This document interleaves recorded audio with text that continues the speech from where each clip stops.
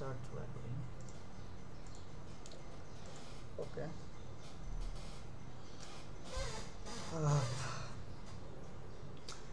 Logo ডিজাইনের সাধারণত typography নিয়ে তেমন আলোচনা করতে হয় না, কিন্তু টাইপফেস ভিত্তিক কিছু লোগো আছে, তার জন্য আমরা কিছুটা মানে কি বলে অনেক চিন্তা ভাবনা করেই এই ডিসিশনসগুলো নিতে হয়।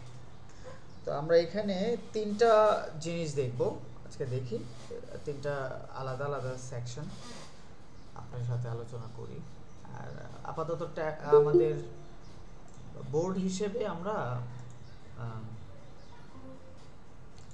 ফিক্সেম ব্যবহার করতে পারি, এটা বেটার।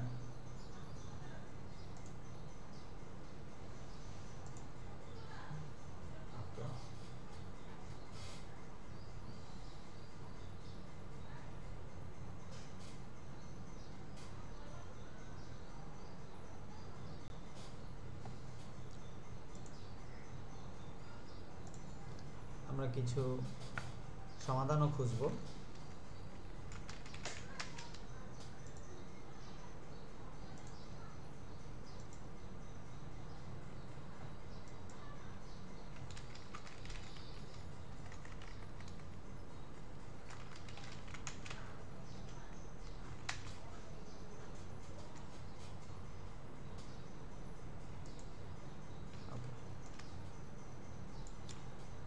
সাধারণত আপনার ফন্টের জন্য আমরা ফন্ট ফ্যামিলি বলতে পারি। ফন্ট ফ্যামিলিতে কি থাকে, ফন্ট ফ্যামিলি তো চেনেন আপনারা, তাই না? টাইপফেস আর ফন্ট ফ্যামিলি আলাদা জিনিস। ওকে, ফন্ট ফ্যামিলি আমরা আপাতত এই ধারণাগুলো একটু ক্লিয়ার করি।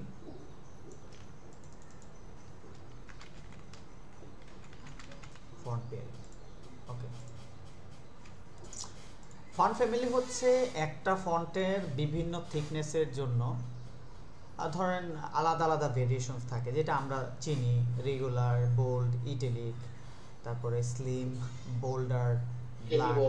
হ্যাঁ হ্যাঁ, তো এই ধরনের যে থিকনেসগুলো আছে সেগুলো একটা ফ্যামিলির ওপরই, মানে একটা ফন্টকে বিভিন্ন আলাদা আলাদা থিকনেসের উপর ভিত্তি করে ভেরিয়েশনস যেটা দেয় আর কি। ওকে, মোটামুটি এটাকে আমরা বলা চলে যে এটা একটা ফন্ট ফ্যামিলি মনে হচ্ছে ভেরিয়েশনস। সমত সেলিম কাজী স্যার, ওকে ওকে, যাক মাশাআল্লাহ সবাই আমরা এসে পড়েছি। তো ফন্ট ফ্যামিলির মূল ডেফিনেশনটা কি? মূল ডেফিনেশন হচ্ছে যখন আমরা যেমন আমরা fonts.google-এ যাই, অ্যাডোবিতেও যেতে পারি, গুগলে যেতে পারি, আমরা দেখব যে একটা ফন্টের ভিতরে বিভিন্ন ধরনের থিকনেস থাকে, বিভিন্ন ধরনের পারপাসের উপর বেস করে আপনার একটা ফন্টকে ডিফাইন করা হয়। এই যে আলাদা আলাদা স্টাইল আছে, থিন, ইটালিক, এক্সট্রা লাইট, এই যে ওয়েটগুলো আছে, এই প্রত্যেকটা ওয়েট সবগুলোকে একসাথে মিলাইয়া যা হয় সেটাই হচ্ছে আমাদের ফন্ট ফ্যামিলি। ঠিক আছে, একটা ফন্টের, সো দ্যাট মিনস হচ্ছে এখানে ভেরিয়েশনস থাকবে আলাদা আলাদা, বাট ফন্ট থাকবে অনলি একটা।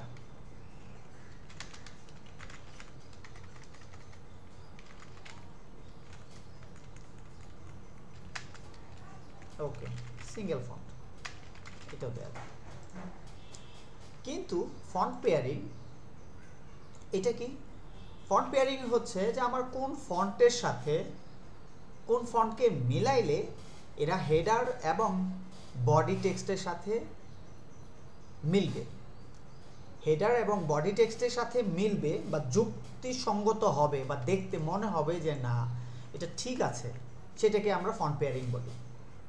ওকে, হেডার প্লাস বডি ফন্ট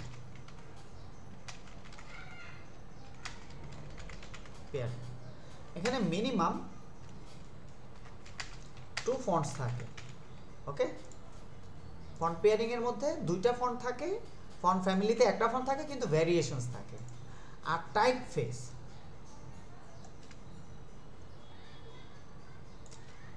টাইপফেসকে বলা হয় কোনো একটা পার্টিকুলার প্রজেক্টে, মানে একদম যদি একদম সরল সাবলীল কথায় আমরা বলি যে টাইপফেসটা কি, কোনো একটা পার্টিকুলার প্রজেক্টের জন্য আমরা যত ধরনের ফন্ট কালেক্ট করেছি, দেখা গেছে মনে করেন একটা প্রজেক্টে 4টা ফন্ট আছে, 4টা ফন্টের আলাদা আলাদা প্রয়োগ আছে। আমি হেডারে একটা ইউজ করব, বডিতে একটা ইউজ করব, তারপর হচ্ছে আমার ফুটনোটের জন্য এক ধরনের ফন্ট ইউজ করব, তারপর হচ্ছে হাইলাইটেড টেক্সটের জন্য আমি আরেক ধরনের ফন্ট ইউজ করব। তো তাহলে এখানে কি হচ্ছে যে আপনার মিনিমাম, এটা হচ্ছে মিনিমাম 2 ফন্ট। ওকে, তো টাইপফেসের মধ্যে আমাদের কি হচ্ছে যে আসলে এটা একটা পুরো একটা প্রজেক্ট বা ব্র্যান্ডিং এর জন্য ব্র্যান্ডিং ফন্ট কালেকশন। মিনিমাম 2টা ফন্ট, সর্বোচ্চ 5টা 7টা 10টা হতে পারে, এটা ডিপেন্ড করে।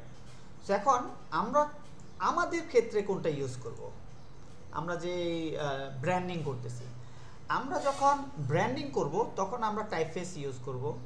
আমরা যখন শুধুমাত্র একটা লোগোর পারপাসে ইউজ করব তখন ফন্ট ফ্যামিলি থেকে আমরা পার্টিকুলার একটা ফন্ট নিতে পারি। আর যখন দেখা যাবে যে আমরা হেডার, বডি টেক্সট, ভেতরের ডকুমেন্টের এলিমেন্ট, বিভিন্ন জিনিস কাজ করব, তখন আমরা ইউজ করব ফন্ট পেয়ারিং। তো এখন এই ফন্ট পেয়ারিং এর জন্য সবথেকে বেশি যেটা সুটেবল, এমনিতে তো আমরা সাধারণত সব ফন্টই দেখি, এখানে ফন্টের অনেক ধরনের কালেকশনস আছে। সো সেগুলো হচ্ছে সবগুলোই আছে আপনার সিঙ্গুলার ফন্ট, কিন্তু ফন্ট পেয়ারিং অনেক সুন্দর একটা কমিউনিকেশন আমাদের অ্যাজ এ ডিজাইনার। এটা অনেক ধরনের অ্যাসেটসের মতো। প্রচুর রিসোর্স কোম্পানি আছে যারা আপনার এই ফন্ট পেয়ারিংয়ের উপর আপনার এই স্টাইলগুলো বেস করে তৈরি করে রেখে দিয়েছে, যে আপনি আপনার প্রেফারেন্স অনুসারে যেন আপনাকে অনেক বেশি ডিসিশন নিতে না হয়, অনেক বেশি ঘুরতে না হয়। ঠিক আছে, এইটা একটা ম্যান্ডেটরি বিষয়। এখন আমরা যেটা দেখব আপাতত একটু ফন্ট পেয়ারিংটা একটু দেখে নিই, কিছু ফন্টের পেয়ারিংটা দেখি। এরা ফিগমাতে অটো সিঙ্কড হয়, সো দ্যাট মিনস এটাতে একটা ফিগমা প্লাগইন আছে। যারা ফিগমা দিয়ে কাজ করেন তারা এই প্লাগইনটা ইনস্টল করে নিলে ফন্ট পেয়ারিংটা অটোমেটিক্যালি আপনার এখানে চলে আসবে। ওকে, এখানে আমরা কি দেখছি, এখানে আমরা দেখছি লেটস সে এখানে কিছু ফন্টের কম্বিনেশনস আছে, যেমন ডিএম সেরিফস ডিসপ্লে আর ডিএম সেন্স। ডিএম সেন্স কোনটা, এই যে ছোটটা বডি টেক্সটটা, আর ডিএম সেরিফ ডিসপ্লে এটা কোনটা, এটা হচ্ছে আমাদের হেডলাইনটা। এখানে কিছু এক্সাম্পল আছে যেগুলো হচ্ছে মোটামুটি মোটা দাগে অ্যাজ এ কম্বিনেশন খুব স্ট্যান্ডার্ড লাগে। ঠিক আছে, যে কোন ফন্টের সাথে আমি কোন ফন্ট দিব, কেন দিব, এই জিনিসটা তারা ম্যাথমেটিক্যালি, হ্যাঁ, এবং ডিজাইন ট্রেন্ডের উপর বেস করে এই জিনিসগুলো তারা ডিফাইন করেছে। এবং এইগুলো এমন না যে যার যেটা ইচ্ছা ওভাবেই দিচ্ছে, তা না। অ্যাকচুয়ালি ম্যাক্সিমাম ইউজ কেসের ক্ষেত্রে দেখা যায় কোন ফন্টের সাথে কোন ফন্টটা ম্যাচ খায়, ওটার উপর বেস করে তারা এটা করেছে আর কি। ওকে, তো এটা খুব ভালো একটা রিসোর্সফুল জায়গা। এটাকে আমাদের লিঙ্কসগুলো কি দিতে হবে আপনাদের? তো মনে হয় না দেয়া লাগবে। আচ্ছা, আমি দিয়েই রাখি, দেখি।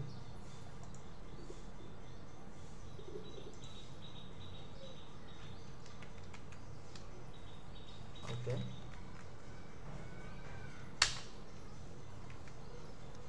সরি, ফন্টজয়,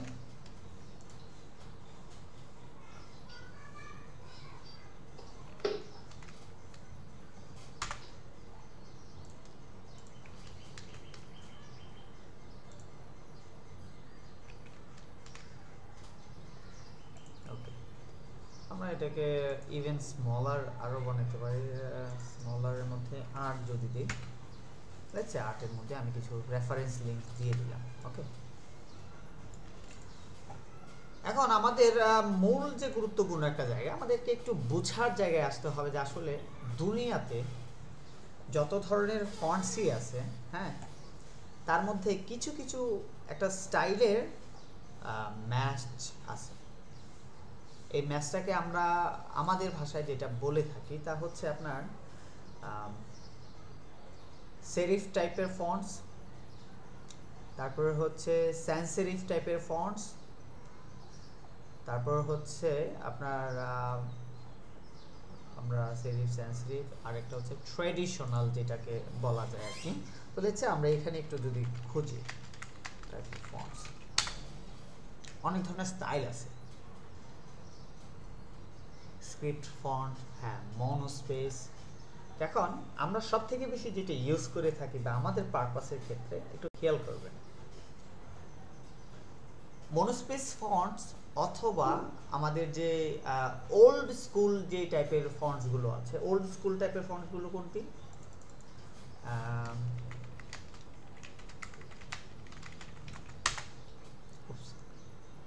ওল্ড স্কুল টাইপের ফন্টসগুলো কোনটি? যেগুলো হচ্ছে দেখা গেছে হার্ভার্ড ইউনিভার্সিটির সার্টিফিকেটে ব্যবহার করা হয়, ঢাকা ইউনিভার্সিটির সার্টিফিকেটে ব্যবহার করা হয়, কিছুটা রয়্যালিস্টিক থাকে। হ্যাঁ, ওকে, এটা হচ্ছে একটা ওল্ড ইংলিশ। এই ফন্টটা দেখলে আপনাদের মাথায় একদম মোটামুটি স্ট্যান্ডার্ড আসবে যে আসলে এটা কি। ইয়েস ভাইয়া, ভিক্টোরিয়ান আমলের যে ইংলিশটা ইউজ করা হতো ওইটার ফর্মগুলো। হ্যাঁ হ্যাঁ, এই যে এই টাইপের। ওকে, তো সাধারণত এটাকে ওল্ড ইংলিশই বলা হয়, ওল্ড ইংলিশ আছে ওল্ডেস্ট টাইপের। এইটা হচ্ছে একটা রয়্যাল টাইপের ফন্ট। হ্যাঁ, এটা সাধারণত আপনার এডুকেশন বা ক্লাসিক ভিন্টেজ লুকের ক্ষেত্রে এটা ব্যবহার করা হয়। তো এখন আপনি এই ফন্টটা সম্পর্কে আপনার জানার দরকারটা কি? দরকারটা হচ্ছে যে আসলে মনে করেন আপনার কাছে এমন একটা ব্র্যান্ডিং আসলো যেটাতে আপনি আপনার কিছুটা রয়্যালিটির ভাইব আনতে হবে বা ভিন্টেজ ভাইব আনতে হবে, ট্রেডিশনের একটা ভাইব আনতে হবে। তো সেই ক্ষেত্রে আপনাকে এই ধরনের লয়াল টাইপের ফন্টসগুলোকে আপনি কনসিডার করতে পারেন অ্যাজ এ এক্সপ্লোরেশন। ঠিক আছে, এটা একটা। এমনিতে আমাদের ফন্টসগুলোর মধ্যে হচ্ছে আপনার স্যারিফ এবং স্যান্স সেরিফ, এই দুইটাই হচ্ছে সব থেকে বেশি প্রচলিত। এখন এই সেরিফ এবং স্যান্স সেরিফটা কীভাবে আমরা বুঝবো? সেরিফ ভার্সেস স্যান্স সেরিফের যদি আলোচনাতে আসেন তাহলে দেখবেন স্যান্স সেরিফটা হচ্ছে মোটামুটি মডার্ন যুগের ফন্ট, মানে হচ্ছে এটা একবিংশ শতাব্দীর অথবা ঊনবিংশ শতাব্দীর শেষের দিকের টাইপের ফন্ট। এখন এটা কিভাবে আমি ডিফাইন করব? সব থেকে বেশি মানে ইজিয়েস্ট ওয়ে হচ্ছে যে সেরিফ টাইপের ফন্টসগুলো হচ্ছে মিনিমাল একটা লাইন অনলি, আর সরি স্যান্স সেরিফ টাইপের, আর অনলি সেরিফ টাইপের ফন্টসগুলো হচ্ছে আপনার ওইগুলোতে কিছুটা ল্যাজ থাকে, ছোট ছোট আপনার একটা গ্রাফ থাকে আর কি। বলেছে আমরা এখানে কিছু এক্সাম্পল দেখলে বুঝে ফেলবো। যেমন বেভাস নিউটা আমরা ইউজ করতাম এইটা, তারপর হচ্ছে এরিয়াল ফন্ট, এইটাও আপনার স্যান্স সেরিফ। কিন্তু টাইমস নিউ রোমান এই ফন্টটা কি কেউ চিনেন? টাইমস নিউ রোমান এটা কিন্তু অনেক ডিফল্ট ফন্ট।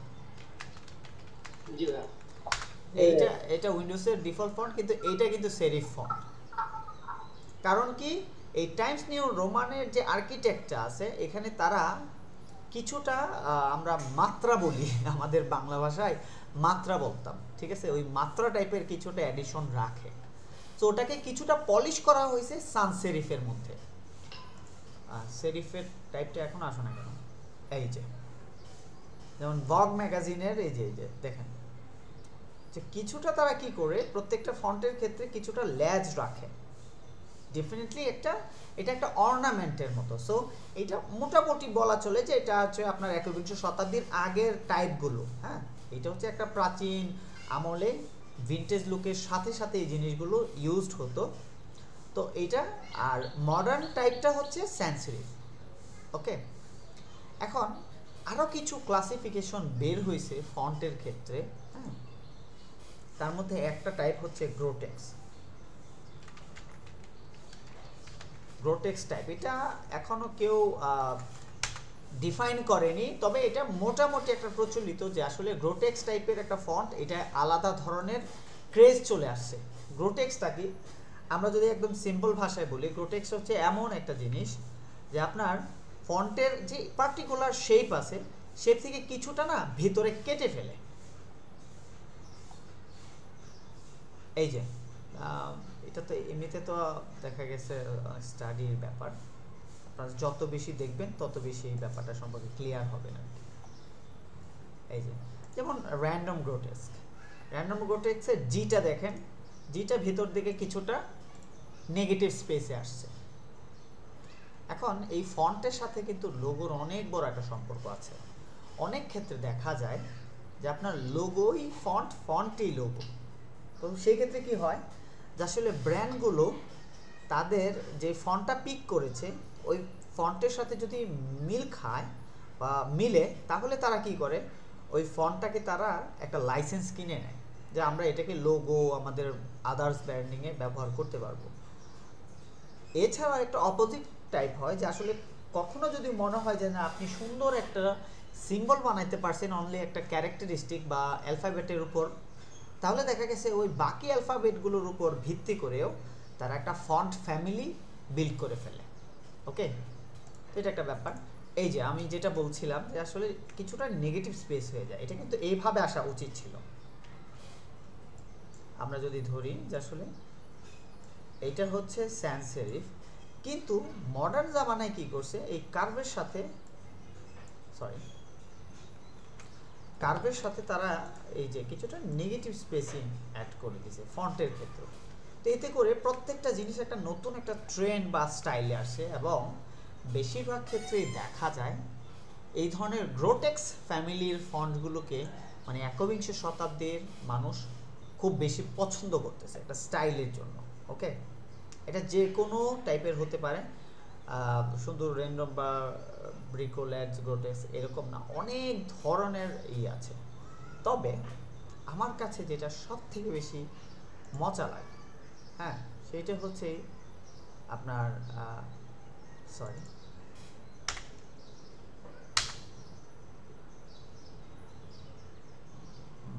এটা তো গথিক না, আমরা এখানে যদি একটু সার্চ করি,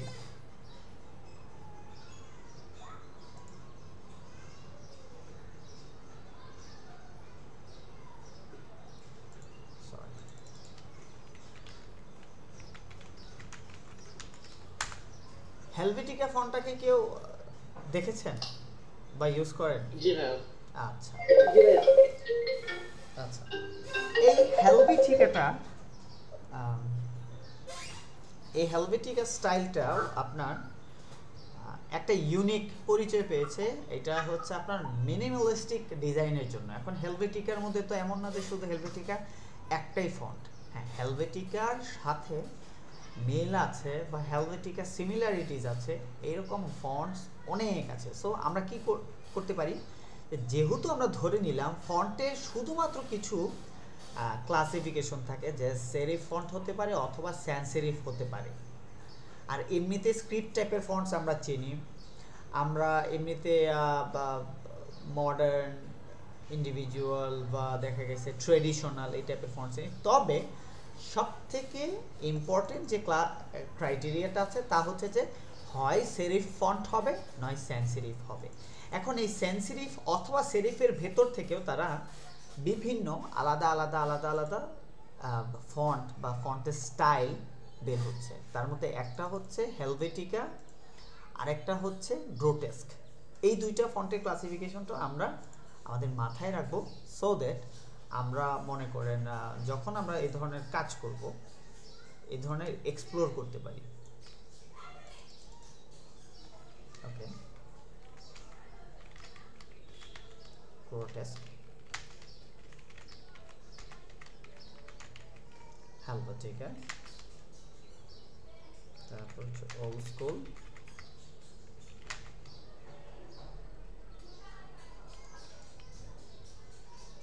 সরি সম্ভবত হ্যাঁ হেলভেটিকা,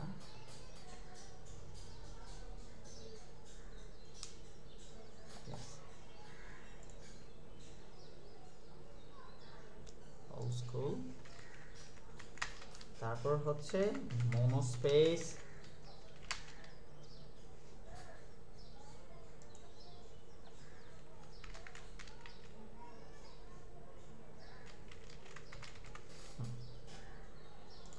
দিস ইজ ইট। আমরা যদি এই 4 থেকে 5 ধরনের ফন্টগুলোকে আমাদের মাথায় রাখতে পারি, তাহলে আমরা ডিসিশন নিতে পারবো যে আসলে আমাদের কোন ধরনের ব্র্যান্ডিং করতে গেলে আমরা কোন ধরনের ফন্টে যাব। এখন আমরা যদি একটা সিম্পল করি, আচ্ছা আমরা এখানে একটা এক্সাম্পলই বানাই।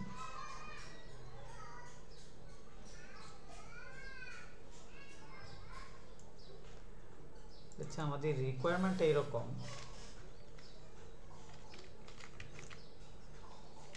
Royal, traditional and luxurious. তাহলে আমরা কি করব? এখানে কিছু কিছু ব্যাপার আছে যে as a designer not only the font নিয়ে চিন্তা করতে হবে, এটার সাথে আবার কালারের একটা ব্যাপার আছে। সো আমরা অকেশনালি আপাতত যেটা করব যে আসলে রয়্যাল টাইপের কি ব্র্যান্ড আছে যারা এই বা ফন্ট আছে যারা আমাদের সাথে ম্যাচ খায়। তো এটা দেখার ক্ষেত্রে আমরা সাধারণত যেটা দেখব, এই 4-5 ধরনের ফন্টের ভেতরেও রয়্যালটাকে খুঁজে ব্রোটেক্সের মধ্যে সাধারণত রয়্যালটাকে পাবেন না। ওকে, হেলভেটিকের ভেতরে পাবেন, হেলভেটিক মানে হচ্ছে আপনার স্যান্স সেরিফের মধ্যেও পাবেন, আবার সেরিফের মধ্যেও পাবেন, কিন্তু আবার মনোস্পেসের মধ্যে পাবেন না রয়্যালনেসটা। ওকে, সো আমরা যদি জাস্ট এখানে যদি একটা ইনিশিয়াল রয়্যাল, ওকে খুব সিম্পল ভাষায় যদি আসলে আমরা রয়্যালের কিছু লোগো দেখি,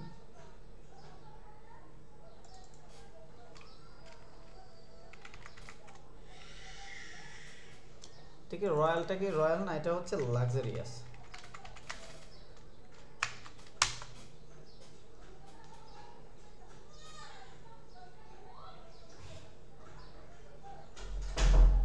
এগুলো আমাদের কোনো কাজের না, এই ধরনের এই এক্সপ্লোরেশনগুলো কখনো আপনারা কখনো ইন্সপিরেশন হিসেবে ধরবেন না। সব সময় আপনারা এই ধরনের মানে ব্লগ আর্টিকেল বা ইউজফুল যেগুলো রিয়েল লাইফ ইউজেস আছে সেগুলো থেকে পিক করার চেষ্টা করবেন। ওকে, এখন আপনারা যদি কোনো ব্র্যান্ডিং পার্টিকুলার প্রজেক্ট নিয়ে চিন্তা করেন যে আসলে আমরাও এই ধরনের একটা প্রজেক্ট বানাবো, তো আপনার মাথায় যেটা সবার আগে আসবে সেটা হচ্ছে রয়্যাল ব্র্যান্ডিং এর মধ্যে আপনার কি হয়, সাধারণত গোল্ডকে বেশি ব্যবহার করা হয়। ঠিক আছে, আমরা এখানে দিয়ে রাখি।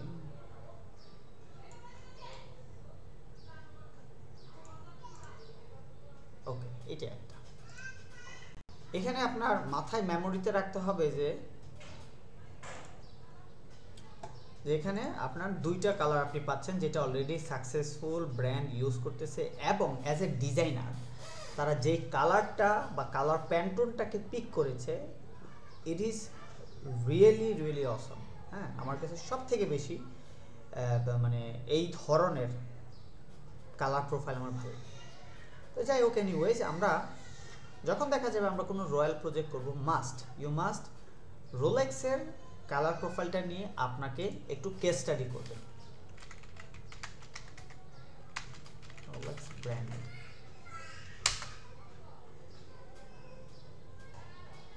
রোলেক্সের ব্র্যান্ডিংটা নিয়ে একটু স্টাডি করবেন, কালার প্রোফাইলটা নিয়ে স্টাডি করবেন, কেন তাদেরকে মানে খুবই আলট্রা প্রিমিয়াম ব্র্যান্ড হিসেবে ধরা হয়। এবং যদিও লুইস ভিটন, গুচি এরাও খুবই লাক্সারিয়াস ব্র্যান্ড, বাট আমি এখানে ক্যারেক্টারিস্টিকটা আমি পাচ্ছি না এখানে যেটা পাওয়া যাচ্ছে। হ্যাঁ ভাইয়া, লুইস ভিটনের যে মানে ব্র্যান্ডিংটা আছে, এখানে এলভি যে উপরের অংশটা, এখানে হচ্ছে ওরা একটা সেরিফ ফন্ট ইউজ করছে, কিন্তু নিচের যে পার্টটা লুইস ভিটন লেখাটা, এটা তোমরা একটা মানে সায়েন্স সেরিফ মানে ফন্ট ইউজ করছে। তো ভাইয়া এই প্যারিংটা ভাইয়া আমরা কিভাবে বুঝবো বা কিভাবে স্টাডি করতে পারি? এটা সম্পূর্ণরূপে অ্যাজ এ ডিসিশন ডিফাইন করে অ্যাজ এ ডিজাইনার কি বোঝাচ্ছে। হ্যাঁ, তবে সব থেকে বেশি ব্যাপারটা কি জানেন, আপনি বলে না শেয়াল পণ্ডিতের পাঠশালার ভিডিওটা তো আমরা সবাই দেখছি, তাই না? শেয়াল পণ্ডিতে কিছু আঁকিবুকি একটা পার্টিকুলার কাঠের উপর লিখছে, সে বাকিদেরকে এটা ডিফাইন করে বুঝালো যে আমি লিখলাম শেয়াল পণ্ডিতের পাঠশালা। এখন এই যে আমি পাঠশালাটা আমি বললাম, ঠিক একই কাজটা অ্যাজ এ ডিজাইনার সেও করছে, কিছু কিছু ক্ষেত্রে আপনার হ্যাঁ ম্যাথমেটিক্যাল সলিউশন পাওয়া যায়, কিন্তু বেশিরভাগ ক্ষেত্রেই ক্রিয়েটিভ সলিউশনটা ডিফাইন করে ডিজাইনার, যে ওই যে ঘাটতেরামি করছে, যে আমি মনে করলাম এটাই ঠিক, দ্যাট ইজ রাইট। এখন তারা ওইভাবেই বেশিরভাগ ক্ষেত্রে অ্যাজ এ ডিজাইনার আমরা নিজেরাও ডিসিশন নেই ওই এই একই ক্ষেত্রে, কারণ সব কিছুতে আপনি জিওমেট্রিক সলিউশন পাবেন না। এখন লুইস ভিটনের ব্র্যান্ডিংটা যদি আমরা করি, তাহলে হয়তো আমরা একটা অ্যান্সার পাবো যে আসলে কেন তারা মানে এই এই এই পেয়ারিংটা গেল, তাদের অনলি ব্র্যান্ডিংটা আমরা যদি একটু রিড আউট করি আউট অফ দ্য কনটেক্সট, আমি যেভাবে বললাম দ্যাট ইজ দ্য থিং, কিন্তু এর বাহিরে আপনি যদি স্টাডি করতে পারেন তাইলে হয়তো বা খুঁজে বের করতে পারেন আর কি, যে আসলে এখানে কি তারা অন্য কিছু চেয়েছে কিনা। আমরা লুইস ভিটন ব্র্যান্ড বুক, লুইস ভিটন আইডেন্টিটি, তাদের টাইপোগ্রাফিতে যদি কিছু কনটেক্সট থাকে, হ্যাঁ ওই কনটেক্সটটা আপনি পড়বেন, পড়ার চেষ্টা করবেন, তাইলে মোটামুটি অ্যান্সারটা পাবেন। আর না হইলে বলে না ক্লায়েন্ট ইজ অলওয়েজ রাইট, ঠিক একইভাবে ডিজাইনার ইজ অলওয়েজ রাইট। তো সে যেটা ডিফাইন করার চেষ্টা করতেছে, সে যদি মনে করে যে সবাই তো যাচ্ছে ওইভাবে, আমরা এখানে কিছুটা ব্যতিক্রম হয়ে গেলাম, তাহলে এখানে কোনো অ্যাপ্রোচের ক্ষেত্রে কোনো নাই, কারণ এখানে কোনো সিস্টেমিক অ্যাপ্রোচ নাই যে আসলে কি হতে হবে। তবে আমার কাছে এখন যেটা মনে হচ্ছে, এই লুইস ভিটনের মার্কটা কবে আসছে এটা আমাকে এখন বের করতে হবে, বুঝছেন? এই যে অ্যান্সার, প্রশ্নের অ্যান্সারটা হচ্ছে লুইস ভিটনের মার্কটা কবে আসছে। যদি এরকম হয়ে থাকে যে তারা আজকে থেকে 100 বছর আগে তারা একটা লুইস ভিটন ফন্ট ব্যবহার করছে, সেই ফন্টের স্টাইলটা ছিল সেরিফ স্টাইল, তাহলে ডেফিনেটলি তারা ওল্ডেজ মানে আগের যে প্রিন্সিপালটা ছিল সেটা এখনো রেখে দিয়েছে, বুঝছেন? আর মডার্নিজমের মানে এটা তো হচ্ছে ডিজাইনার এক্সপ্লেন করবে যে সে কিভাবে এই জিনিসটাকে ডিফাইন করলো। এটা এমনও হতে পারে ডিজাইনার সে নিজেই বলছে যে আমরা দেখা গেছে যে লুইস ভিটন এই যে পার্টিকুলার টেক্সটটা আমরা এখানে সেন্সেরিফে আসছি, কারণ এটা মডার্ন যুগের সাথে ডিফাইন করে। আমরা আমাদের কমপ্লিট ব্র্যান্ডিং পারপাসের ক্ষেত্রে সেন্সেরি স্টাইলের ফন্টসগুলো খুবই সিম্পল হয়, মিনিমালিস্টিক হয়, যেটা আমাদের প্যাশনের সাথে যায়। আর এলভি যেই মার্কটা, এটা এমন হতে পারে যে 100 বছর 150 বছর আগে যেহেতু এটা ব্র্যান্ড ছিল, তারা যেহেতু সেন্সেরিফে ছিল, আমরা ওইভাবেই রেখেছি, বুঝতে পারছেন? এটা তাদের ডিপেন্ড করে, আমরা এখনো এটার অ্যান্সার এখনো জানবো না। এই যে যেমন তারা এখানে সেরিফ টাইপের ফন্টই ইউজ করেছে, সো এখান থেকেও একটা ইনফ্লুয়েন্স আসতে পারে। ওকে, লুইস ভিটন ব্র্যান্ড বুক, ওকে।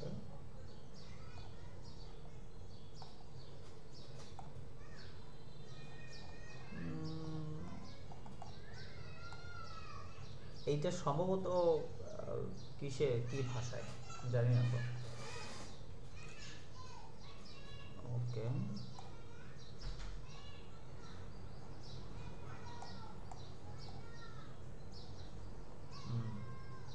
বুঝলাম না এত বড় ব্র্যান্ডিং এখানে এপ্রিসিয়েশন নাই কেন? এত এটা কি অফিসিয়াল না নাকি?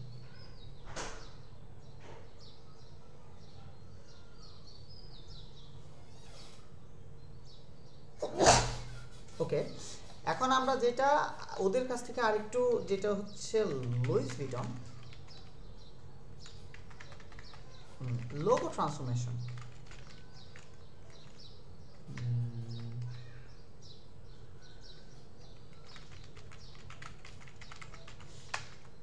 লোগো ট্রান্সফরমেশন লিখে যদি সার্চ করে দেখতে পারি, মানে আমাদের যে হাইপোথেসিসটা আছে সেখানে যদি কিছু অ্যান্সার আসে আর কি। হিস্টোরি ইভলিউশন,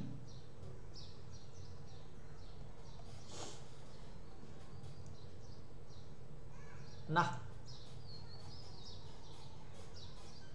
এটা ট্রেডিশনে অনেক বছর যাবত এভাবে যাচ্ছে। হ্যাঁ,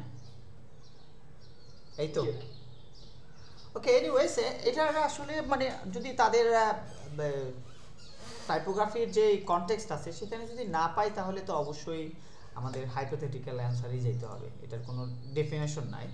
ওকে, এখন রোলেক্সের যে ব্র্যান্ডিংটা আমরা কালার কোডটা চাই, রোলেক্সের ব্র্যান্ডিংটা আসলে অনেক সুন্দর হয়েছে। মার্কেটিং স্ট্র্যাটেজি, ক্রাউন,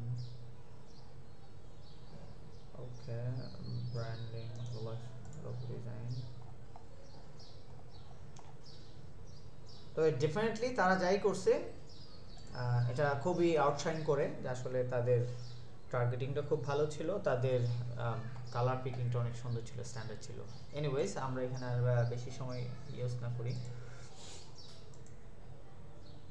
এখন আমরা যেখানে ছিলাম, আসলে আমাদেরকে black is the ultimate rich, okay, কালো হচ্ছে আলটিমেট রিচনেস। এটা স্বাভাবিক, কারণ এখানে যেটা হয়, যে কোনো ব্র্যান্ড এখন সব থেকে বেশি তারা আপনার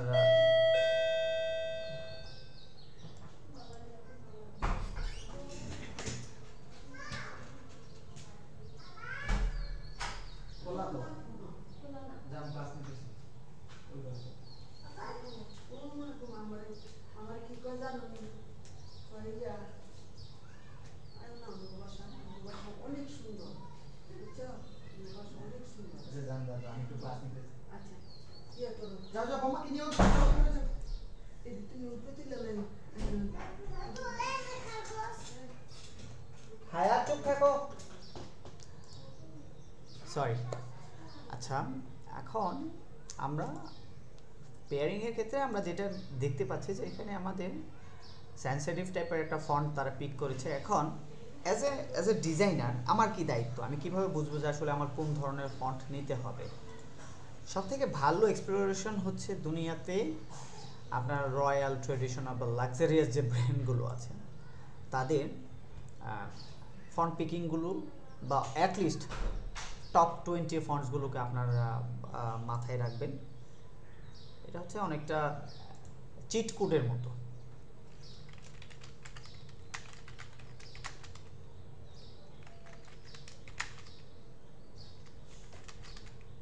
Explore top 20 brands on this specific time.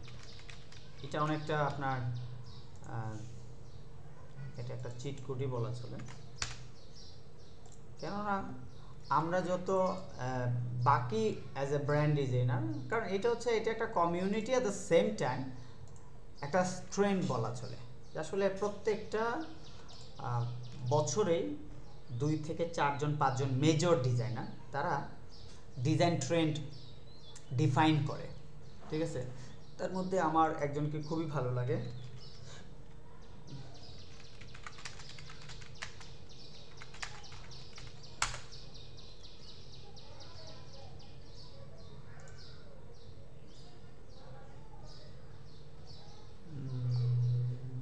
Graphic design trend.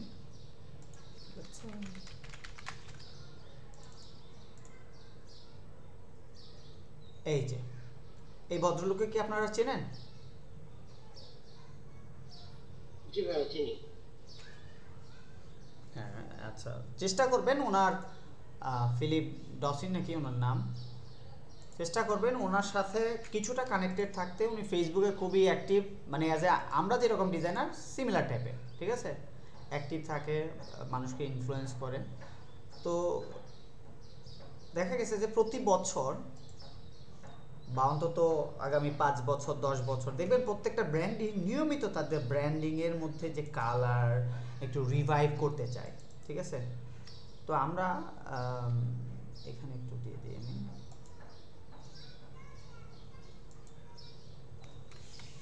আমরা যদি এখানে যাই,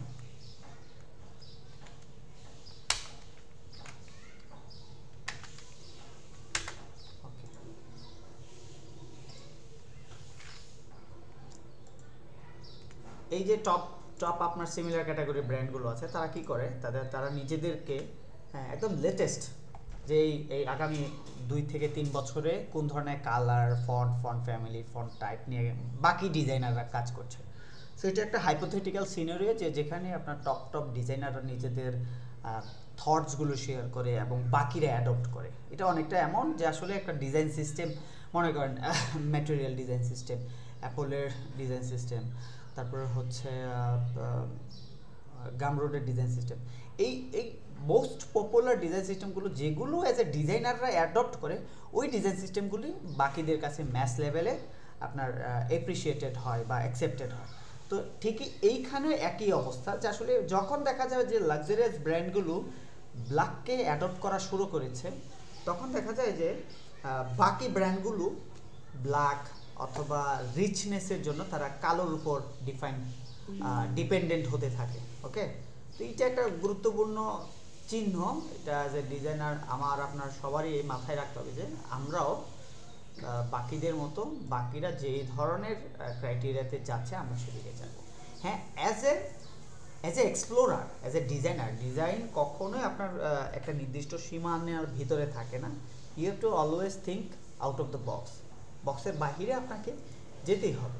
তো আমরাও কি করব, অনেক ক্ষেত্রে যেমন এই দুইটা পার্টিকুলার কালারকে তারা করেছে, আমরা এরকম কিছু রয়্যাল টাইপের কালার খুঁজে পেতে পারি না? রয়্যাল ব্ল্যাক বা রয়্যাল ব্লু, দেখছে এই যে রয়্যাল ব্লুটা, এইটাও কিন্তু পার্টিকুলারলি রয়্যালনেসের জন্য। দেখুন আপনি কিভাবে royal blue plus golden colour palette, okay, চেষ্টা করবেন যে আসলে এক্সপ্লোরেশনের যে উপায়গুলো আছে, হ্যাঁ, কিভাবে এক্সপ্লোর করা যায় একটা জিনিস, যখন আপনার কাছে আই ক্যাচি হয়ে যাবে, ডেফিনেটলি এটা বাকিদের কাছেও আই ক্যাচি হবে। কারণ আমরা হচ্ছে যে কোনো লার্নিং ফেজের বা ক্রিয়েটিভ থিঙ্কিংয়ের যে স্টেজটা আছে অ্যাজ এ হিউম্যান বিং, আমরা হচ্ছে তাদের টপ 1%-এর কাতারে। তো তার মানে আমাদের কাছে যেটা প্লিজিং লাগবে, ম্যাথস লেভেলে অবশ্যই সেটা প্লিজিং বা স্ট্যান্ডার্ড লাগার কথাই, বুঝতে পারছেন? কারণ আমরা এটার উপর স্টাডি করতেছি, এটার উপর আপনার লার্নিং হচ্ছে, আমরা জানছি, বুঝতেছি, এই ব্যাপারগুলো আর কি। এনিওয়েজ, আমরা যদি এখন চিন্তা করি যে রয়্যাল বা ট্রেডিশনাল টাইপের ফন্টস আপনি কি মনে করেন কি হওয়া উচিত, তখন আপনার কাছে কি করণীয়? যে অন্তত মিনিমাম 10টা ব্র্যান্ড যেগুলোর ফন্ট অ্যাকচুয়ালি দেখলে আপনার কাছে মনে হবে ইয়েস দিস ইজ লয়াল, হ্যাঁ, বা ট্রেডিশনাল বা লাক্সারিয়াস একটা ব্র্যান্ড। তো এই কালার কম্পোজিশনটা আপনি তাদের কাছ থেকে অ্যাডপ্ট করে নেবেন, তারা কোন ধরনের ফন্ট ব্যবহার করেছে সেই ফন্টগুলোকে আপনার আমরা যদি এখানে চিট কোডটাকে নোট ডাউন করে দিই,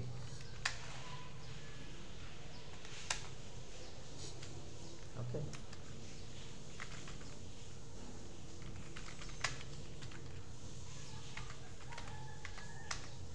অ্যানাটমি, ফন্ট পেয়ারিং এর উপর অ্যানাটমি করবেন, কারণ হচ্ছে তারা যে ফন্টটা ইউজ করলো তাদের ব্র্যান্ডিং এর মধ্যে এই ফন্টের সাথে কি কানেকশন আছে, কোন কোন ফন্টের সাথে তাদেরকে যোগ সাদস করতে হচ্ছে, এই ব্যাপারগুলো নিয়ে আপনারা একটু ঘাটাঘাটি করবেন, দিস ইজ কোয়াইট গুরুত্বপূর্ণ। ওকে, তারপরে হচ্ছে অবশ্যই out of the box thinking করতে হবে। এটা কিভাবে করবেন?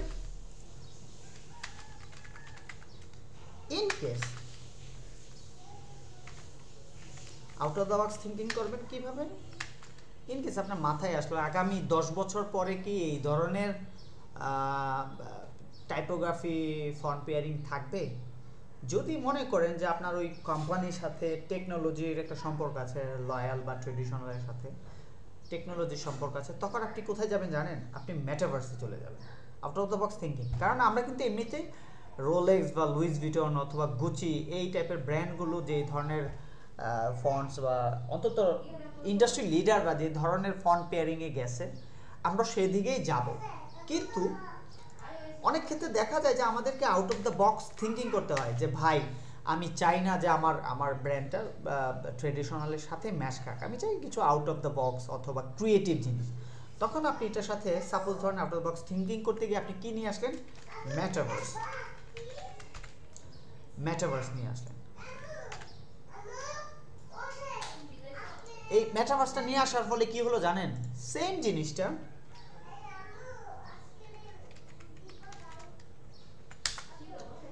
জিনিসটা হয়ে গেল ইএএফসি।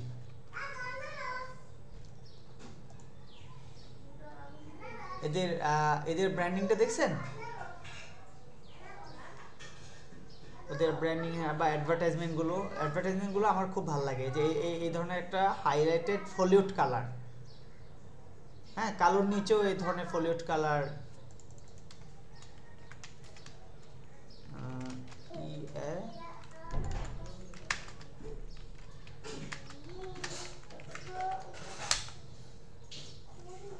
দেখি লা লিগাতে তাদের যে অ্যাডভার্টাইজমেন্ট আছে সেটা দেয় কিনা।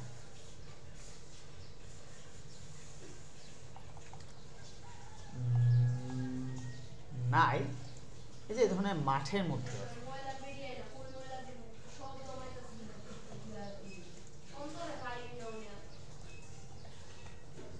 এই কথা না কইছি না, হ্যাঁ হাতের মারে কোন দাদু চুপ থাকতে। আচ্ছা, তো যাই হোক, এখানে তো যদি আমরা একদম এক্সাক্ট ফুটেজটা পাচ্ছি না, আমি যেহেতু ফুটবল ম্যাচেসগুলো দেখি, দেখা যায় যে তাদের এই ব্র্যান্ডিংটা এমন হয় যে আপনার খুবই রয়্যালিস্টিক বা অ্যাটলিস্ট তারা প্রিমিয়াম সেগমেন্টে আছে সেটা ডিফাইন করা যায়। তো তাদের এই যে ফন্টটা বা ফন্টের সাথে আরেকটা আছে ই ফুটবল, সিমিলার,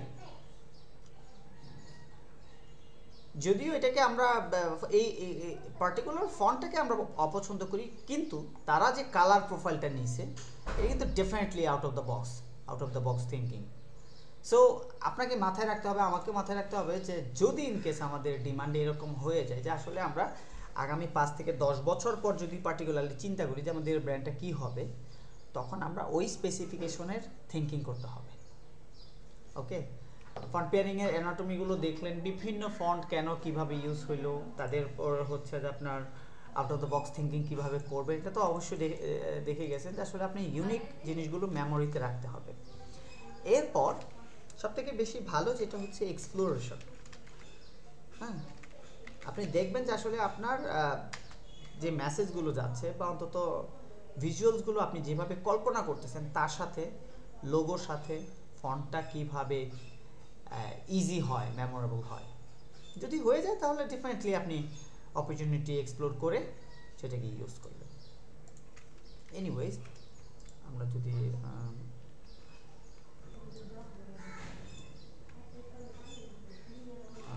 এটাকে চিন্তা করি,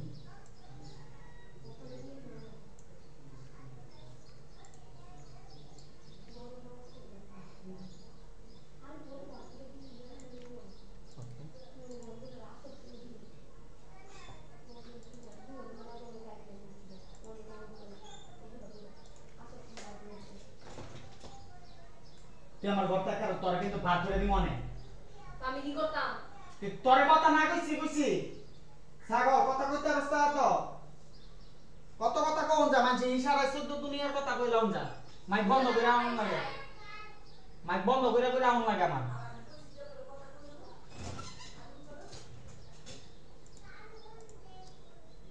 সরি ভাই, একটু ইন্টারাপ্ট হচ্ছিল।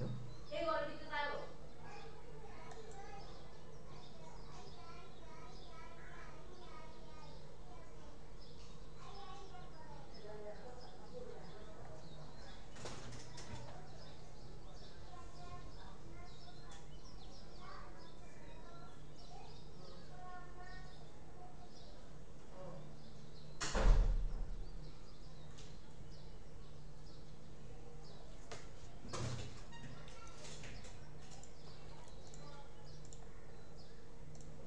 ওকে, এখন যদি আমরা আরেকটা ব্যাপারে চিন্তা করি অন্য ধরনের, যেমন এটা হতে পারে বিজনেস,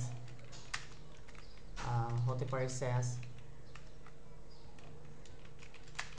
অর যে কোনো কর্পোরেট, আপনাকে কোথায় আসতে হবে? ডেফিনেটলি আপনাকে খুবই সিম্পল টাইপোগ্রাফিতে আসতে হবে। কালার প্রোফাইলের কথা যদি চিন্তা করেন, ব্লু, গ্রিন অথবা সিমিলার টাইপের, যেগুলোতে অলরেডি কম্পিটিশন যারা আছে, কম্পিটিটর রিসার্চ করে যা পাবেন তার উপর ভিত্তি করে তাদের কাছ থেকে আপনার কালারটা অ্যাডপ্ট করতে হবে। আর এমনিতে আমরা এর আগেও একবার আলোচনা করেছিলাম যে আসলে আপনার ব্র্যান্ডিংটা 99 ডিজাইনের কালার সাইকোলজির একটা আর্টিকেল আছে,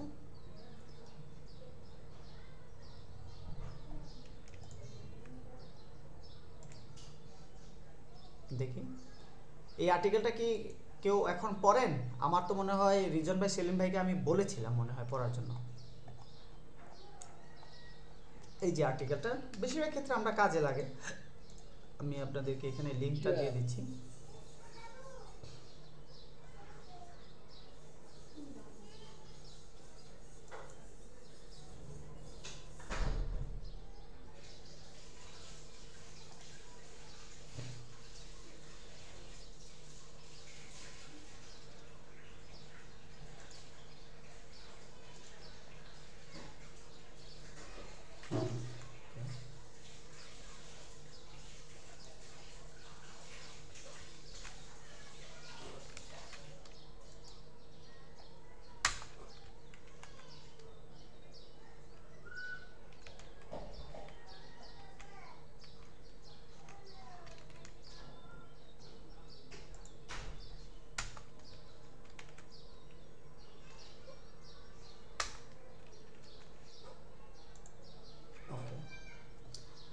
তো এটা কোন পারপাসে ইউজ হয়? বেশিরভাগ ক্ষেত্রে আপনি ডিফাইন করতে পারেন যে আসলে আপনার প্রজেক্টটা কোন ধরনের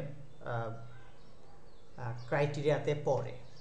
যেমন ধরেন মনে করলাম মডার্ন জামানার একটা বিজনেস, তাদের অডিয়েন্স হচ্ছে মোটামুটি টিকটক রেঞ্জের, সো তার মানে হচ্ছে ইউথ।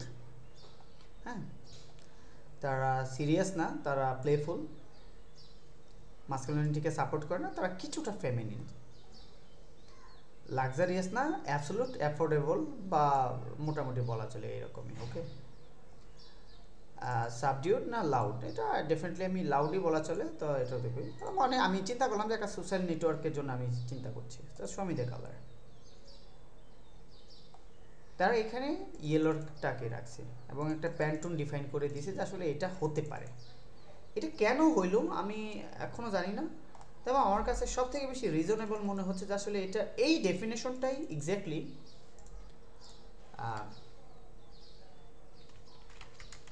স্ন্যাপচ্যাট ইউজ করছে। স্ন্যাপচ্যাট চেনেন?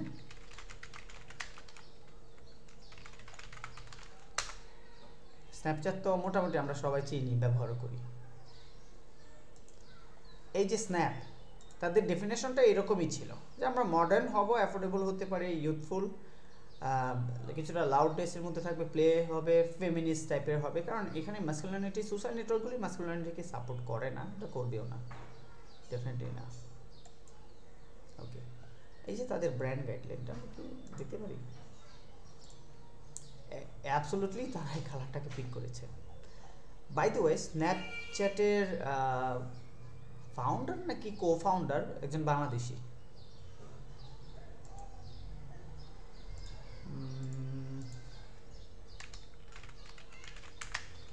স্ন্যাপচ্যাট ফাউন্ডার বাংলাদেশি নাকি রানিং সিইও এরকম কিছু একটা।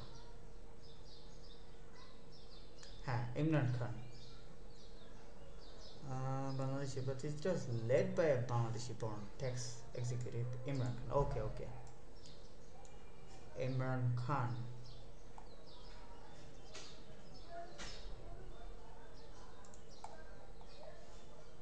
ওনার একটা ডিবেট আমি দেখেছিলাম ছোটকালে, মানে ছোটবেলায় যে উনি ডিবেট করতো বিটিভিতে।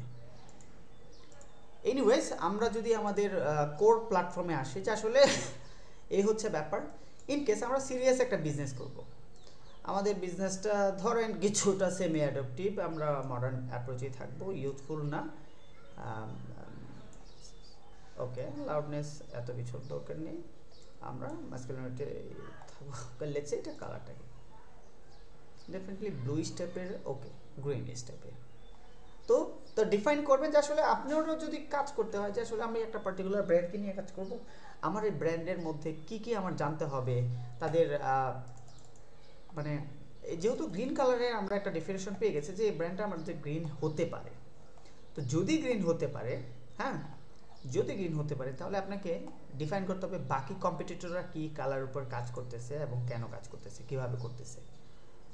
তো আলটিমেটলি আমরা ওভাবেই অ্যাচিভ করব পুরো জিনিসটা, কারণ এটা পুরো জিনিসটা সিকোয়েন্স আকারে হয় না, এটা হচ্ছে আপনার সব কিছু একসাথে একটা মেমোরিতে প্রোফাইল তৈরি হয়ে যায়। যে আসলে আমি একটা প্রোফাইল তৈরি করতে চেষ্টা করতেছি, পার্টিকুলারলি মনে করেন রিজন ভাই একটা মকআপের জন্য একটা কোম্পানি বিল্ড করলো, যদি আমার এই মুহূর্তে বা ওই কোম্পানির লোগোটার ক্ষেত্রে বা ব্র্যান্ডিংটার ক্ষেত্রে আমি ব্ল্যাক কালারটাকে প্রেফার করব, কারণ black is the ultimate richness, হ্যাঁ, তবে ব্লু কালারকেও অ্যাডাপ্ট করা যায়। তো এখন আমি কেন এই জিনিসটা প্রোফাইলটা মাথায় নিয়ে নিলাম, কারণ প্রোফাইলটা মাথায় নিয়ে যখন আপনি ব্র্যান্ডিংয়ের সম্পর্কে একটা যাচাই বাছাই করছেন, তার স্টাডি করতেছেন, তার নামটাও শুনলেন, আপনার মাথায় অলরেডি একটা প্রোফাইল সেট হয়। অ্যাজ এ ডিজাইনার যেহেতু আমরা প্রচুর পরিমাণের ব্র্যান্ডিং দেখে থাকি, সো এইগুলো আমাদের কাছেই থাকে। এনিওয়েজ, আমরা যদি আরও কিছু সেগমেন্টের দিকে যাই,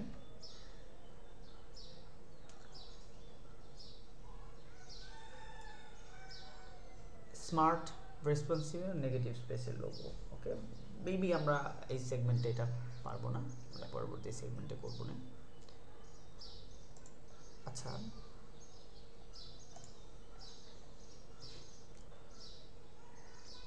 আমরা আবার মিটিংয়ের জন্য নতুন লিঙ্কটা দিচ্ছি, হ্যাঁ, এটা টাইম শেষ।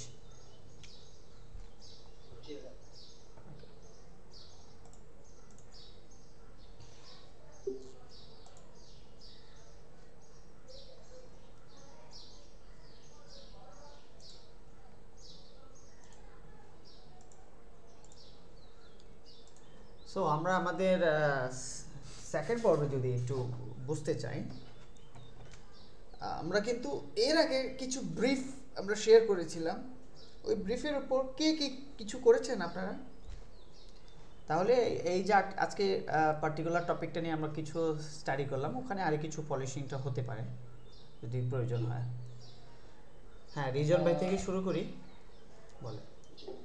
আমার একটা প্রশ্ন ছিল যে সাতুরি গ্রাফিক্স নামে একটা ইউটিউব চ্যানেল আছে, জি, তো ওখানে হচ্ছে আমি লোগো ডিজাইন করার সময় দেখছিলাম ধরেন একটা টাইপোগ্রাফি ওরা ইউজ করলো একটা পার্টিকুলার লোগোর জন্য। আচ্ছা, তো ওই টাইপোগ্রাফিটা ধরেন ইউজ করার পর ওরা হচ্ছে মানে টার্নিং করে, টার্নিং হচ্ছে মানে লোগোটা হচ্ছে ধরেন একটা লেখা থেকে আরেকটা লেখা যে স্পেসিফিকটা এটা একটু বাড়ায় কমায় আর কি। তো এটা কেন করা হয় আর এটা মানে পরিসুবিধাটা কি হচ্ছে এটা আসলে মানে সুবিধাটা কি? জি ভাই, এবং এটা কেন করা হচ্ছে মানে টার্নিং করার হুম হুম এখন সুবিধাটা তো আছে অবশ্যই, এখানে অসুবিধাটা কি? আমি এখানে কোনো অসুবিধা দেখছি না, সুবিধাটা অবশ্যই আছে, আমি আপনাকে একটু বুঝাই। এই যে কিভাবে করা হয়, মানে উনি হচ্ছে যেটা দেখলাম যে নিজের ইচ্ছা মতো করতেছিল, বাট আমি জাস্ট মানে ইনসাইটটা বুঝতে পারতেছি না যে আমি কিভাবে এটা করব। আচ্ছা, ডোমেস্টিকা তো আপনারা নিশ্চয়ই চিনেন না? জি হ্যাঁ, আচ্ছা, ডোমেস্টিকও একটা প্ল্যাটফর্ম, আমরা মানে আমি তাদের লোগোটার সাথে আমি একটু কিছু আপনাদের দেখাই। স্ক্রিনটা দেখা যাচ্ছে না। ও আচ্ছা,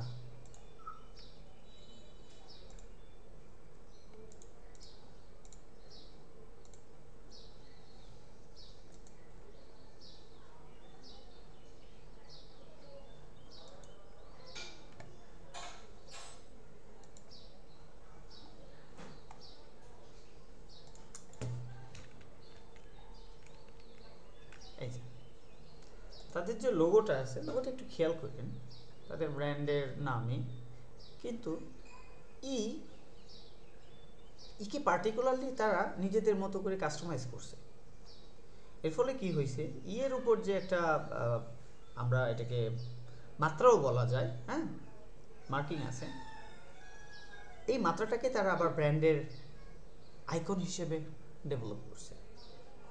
এতে করে কি হইল, ডোমেস্টিকা ইজ জাস্ট অ্যানাদার ডোমেস্টিকা, কিন্তু যখনই তারা এই পার্টিকুলার একটা সেগমেন্টে কিছু চেঞ্জেস আনছে, কিছুটা অড লাগে, মনে হলো যে আসলে হুট করে এটা এমন হলো কেন। তো ব্যাপারটা কি জানেন, আপনার সাধারণত আরেকটা এক্সাম্পল দিই, একটা বলিউডের মুভি আমি অনেকেই দেখি, এটা ভাগাম ভাগ, ওই মুভিতে নায়িকা মানে ডায়লগ লেখার সময় সে এফ লিখে উল্টা টি এর মতো করে, মানে সে লেখে টি কিন্তু সে উচ্চারণ করে এফ। ওকে, এমন আর কি। তো এখন নায়ক যখন পার্টিকুলারলি পরবর্তীতে অনেক বেশি ক্লাইম্যাক্স আসছে, একটা চিঠি পাইছে, চিঠিতেও তার মানে কাগজের মধ্যে লেখা, ওই লেখাকালীন সে এফকে উল্টা লিখছে। তো সে বুঝে গেছে যে তো মরে নাই, এ তো জীবিত আছে, এই যে সে তো এইভাবে লিখছে। তো বাকিরা বিশ্বাস করতে পারছিল না। এখন এই জিনিসটা আমি কেন আপনাকে বললাম, এর বলার কারণ হচ্ছে যখন দেখা যায় সবাই নর্মাল, আমরা regular, we are always regular, আমরা যা বলতে চাচ্ছি তাই লিখলাম। কিছু কিছু পার্টিকুলার জিনিস যখন আমরা হালকা চেঞ্জেস নিয়ে আসি না, তখন এটা অনেক বড় একটা ইম্প্যাক্ট ফেলে। ইম্প্যাক্টটাই হচ্ছে মেমোরেবল হয়। তো আপনি যেখানেই দেখছেন তারা ওখানে কিছুটা কাস্টমাইজেশন করে বা হালকা কিছু চেঞ্জেস নিয়ে আসবে, অরিজিনাল সোর্সের সাথে কিছুটা মিল রাখার চেষ্টা করবে। এই হচ্ছে লোগোর কাজ। লোগোর কাজই হচ্ছে দেখা গেছে আপনি একটা অপেরার লোগো বানাবেন, আপনি যদি এমন কিছু চেঞ্জেস নিয়ে আসতে পারেন এর মাঝে, তখন ডেফিনেটলি এটা আপনার জন্য একটা ইউনিক জিনিস, যা আসলে আমি কে কিছুটা চেঞ্জ করছি, সবাই বুঝতেছে এটা কিন্তু এট দ্য সেম টাইম এটা একটা মেমোরেবল জিনিস হলো যে এর মধ্যে কেন একটা কামড় খাইলো বা অ্যাপল কেন কামড় খাইলো, বোঝা গেছে? যে এটা একটা পয়েন্ট যে মেমোরেবল, এটাকে দেখা যায় একটা চিটিংও বলা চলে, যে একটা সিক্রেট। এটা মনে করেন একটা হালকা স্লাইটলি চেঞ্জ করার ফলে যদি আপনার কাছে মনে হয় যে এটা পরবর্তীতেও মাথায় রাখবেন, definitely it is a good thing. বুঝতে পারছেন? জি ভাই। ভাইয়া আমার মনে হয় নাজির মিয়া জয়েন করার চেষ্টা করতেছে। ও আচ্ছা, ওনাকে তো আবার বলতে হবে। না, আমার এখানে রিকোয়েস্ট আসেনি। আচ্ছা আচ্ছা, রিকোয়েস্ট আসলে তো ডেফিনেটলি পাঠাবো।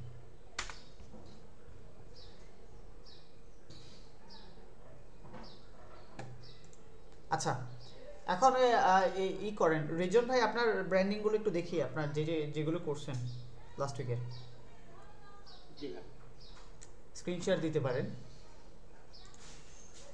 এবং দেখি ওই টপিকের সাথে আজকে টপিকের কিছু রিলেভেন্স পাই কিনা, কিছু ফিডব্যাক দেওয়া যায় কিনা।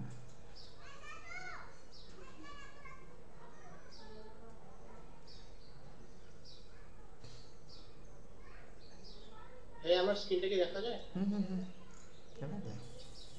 তো Okay. ভাইয়া এটা হচ্ছে ওভারঅল মানে যে ব্রিফটা সেটা Okay. তৈরি করা হয়েছে।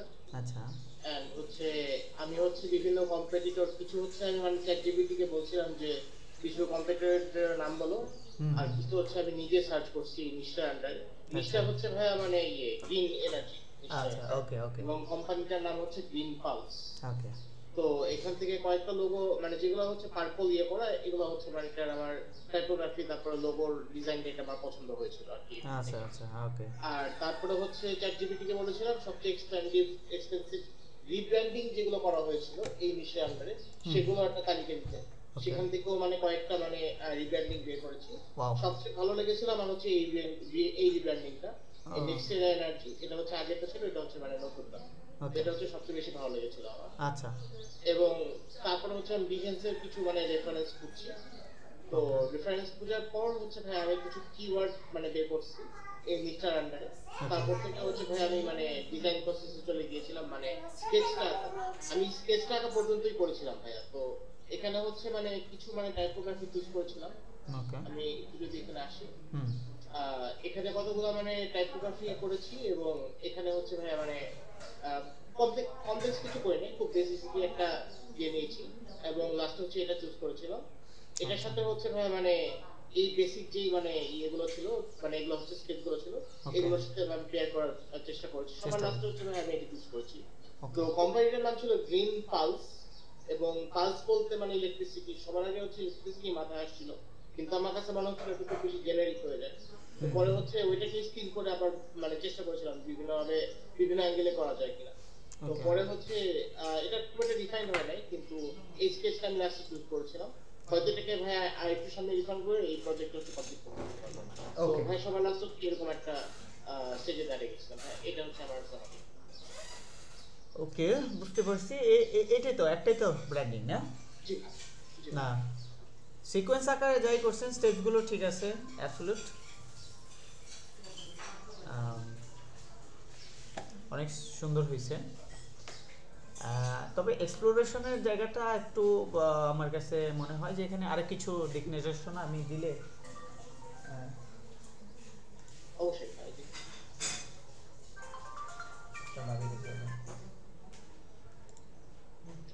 ওকে, আমি যেটা করতেছি তা হচ্ছে যে আমরা গত গত ক্লাসে আপনাদের একটা রিসোর্স দিয়েছিলাম, সিভি কিট, মনে আছে?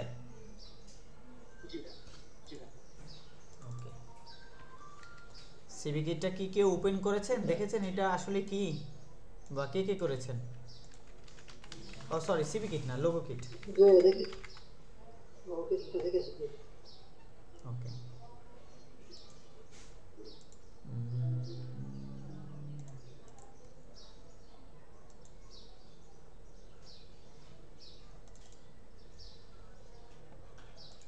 আচ্ছা, রিজন ভাইটা যেহেতু দেখছি আপাতত ওনাকে আমি মানে ওনার এই স্টেজের পর ওনার যে স্টাডি করা হয়েছে, স্টাডির পর উনি এক্সিকিউশনে গেছে কোথায়, হোয়াইট বোর্ডে বা দেখা গেছে ইলাস্ট্রেশনের আর্ট বোর্ডে।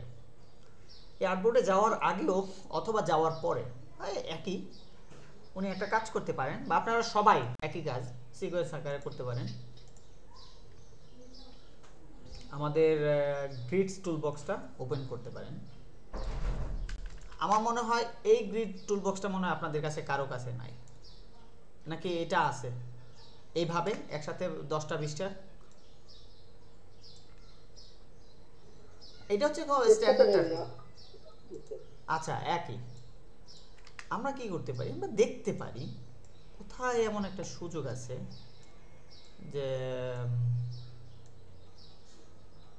একটা লোগো বানানোর, মানে কি, যে কোনো একটা টুলসই নিলেন, আপনি খুঁজে দেখবেন যে আসলে কোথায় আছে এমন একটা সুযোগ যেখানে আমি আমার যে গ্রিন পালস আছে, গ্রিন পালসকে ম্যাচ করাতে পারি। অন্তত রুটিন অনুসারে অন্তত মিনিমাম 20টা ডকুমেন্ট বানানোর চেষ্টা করবেন, কিন্তু সেভ দিবেন না, জাস্ট এখান থেকে কপি করে নিয়ে যাবেন, এটা এমন আর কি। লেটস সে আমি একটু কল্পনায় যদি আসি,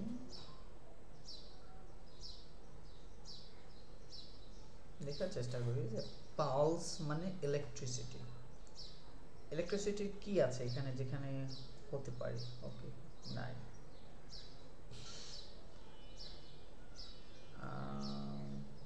হবে না, এটা না হতে পারে, আরেকটা না হতে পারে, আরেকটা না হতে পারে, বাট ডেফিনেটলি কোনো না কোনোটা হবে। তো এরকম কোনো না কোনোটা মিলাই মিলাই এরকম 20টা আলাদা আলাদা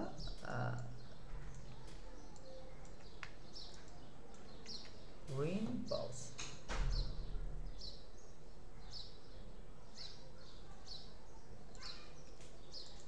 green pulse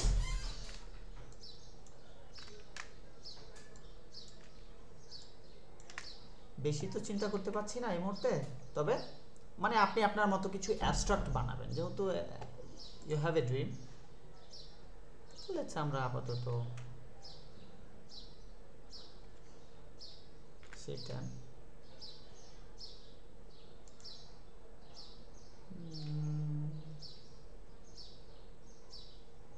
let's define this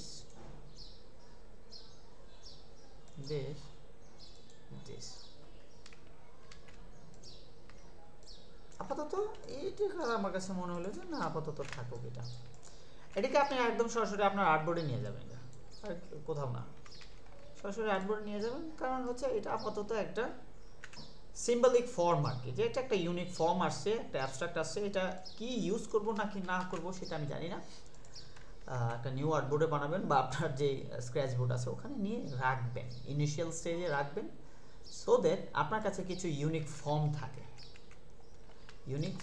যে আমি হয়তো বা চাইলে এটাকে একটা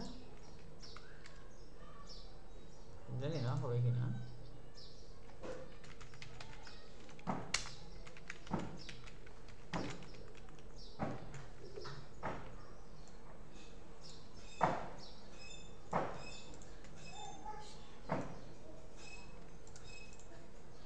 যে হতে পারে।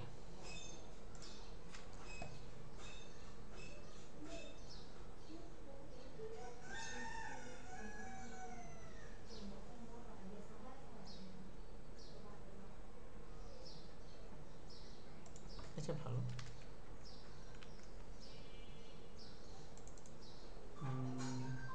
3.6, 3.9, 4.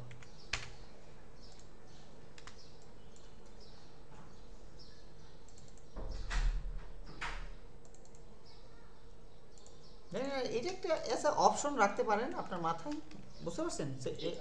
আমরা যদি এইভাবে 20টা ইউনিক ফর্ম বা ইউনিক ফেজ বিল্ড করতে পারি, at least I don't have any regret যে আমার মনে করেন আইডিয়ার আমি কমতি পাচ্ছি। এখন ভালো হবে না খারাপ হবে এটা ডেফিনেটলি ডিপেন্ড করে, ইট ডিপেন্ডস কীভাবে যাব।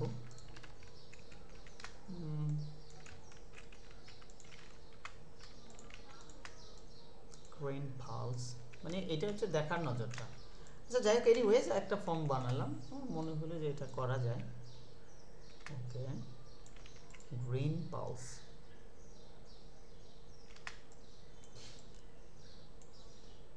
কত সেগমেন্ট আছে আমরা চাইলে এখান থেকে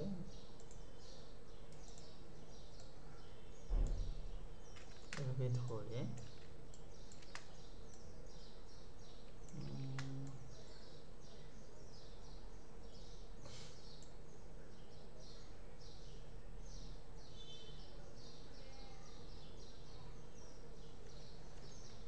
আমরা আবার সেই বিল্ডারে গেলাম।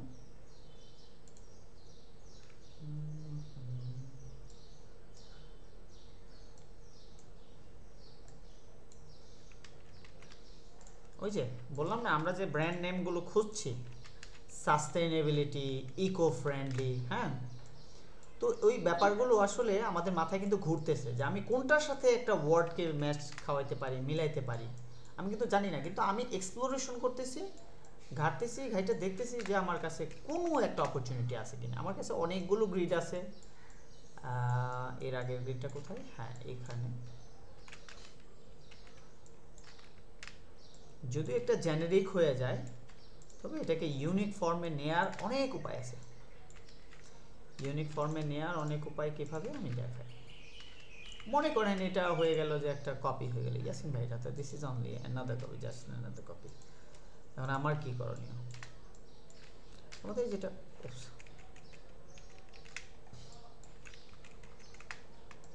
আমাদের যেটা করণীয় থাকতে পারে যে আমরা কিছুটা চেঞ্জেস আনার চেষ্টা করব। এটা অ্যাডোবি লোগোর মতো হয়ে গেছে না? ওকে, জি অ্যাডোবি যে লেটেস্ট, এটাও কি হয়ে গেছে জানি না।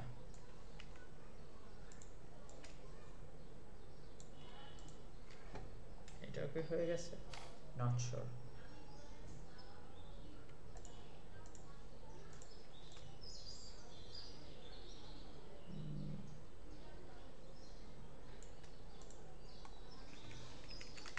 এটাও কি হয়ে গেছে? শিওর না। তবে আগে আপনাকে ডেফিনেটলি এক্সপ্লোর করতে হবে যে অপরচুনিটিগুলো কি আছে। এখন যদি দেখা যায়, মনে করেন এটা আমি গ্রিন পালসে ব্যবহার করলাম না, কিন্তু একটা ইউনিক ফর্ম তো পাইছি আমি, তাই না? একটা ইউনিক আইডেন্টিফিকেশন যদি মনে হয় যে এটা কোথাও না কোথাও ব্যবহার করা যাবে না, তাহলে আমি একটা র্যান্ডম ব্র্যান্ড হিসেবে এটাকে লোগো মার্ক হিসেবে, সিম্বল হিসেবে দাঁড় করে ফেলবো। আই এম নট শিওর এটা কোথায় যাবে। এটা এমনও হতে পারে যে মানে আমার টুল বক্সটার ইউজেসটা কিন্তু আমি দেখাই দিচ্ছি, আসলে এইভাবে ইউজ করতে পারেন। ওকে,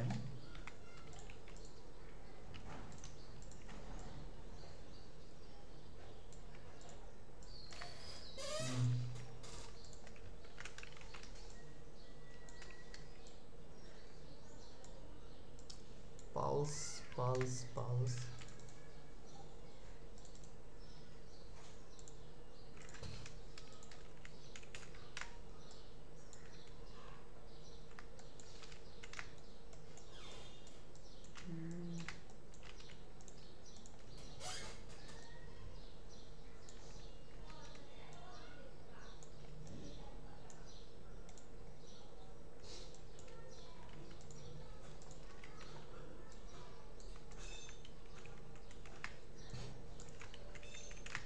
in case ডোমেস্টিকা হয়ে গেল, জাস্ট অ্যানাদার ডোমেস্টিক। এই যে আমরা ডোমেস্টিকের স্টাডিটা করছি, কেন করছি?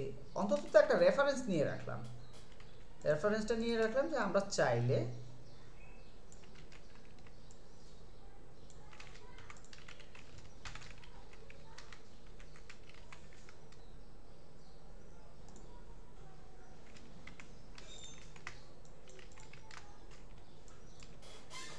যেমন হতে পারে, একটু ছোট হয়ে গেল,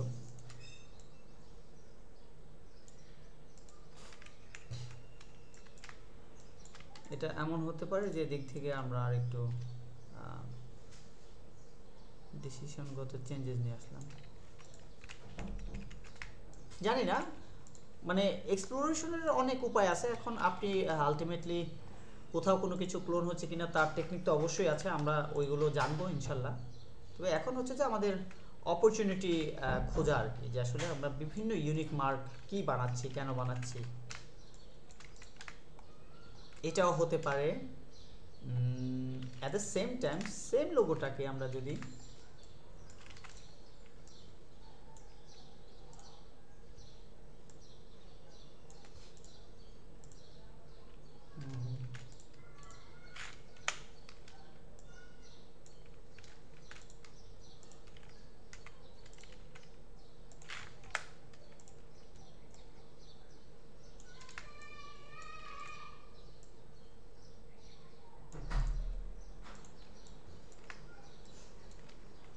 এখানে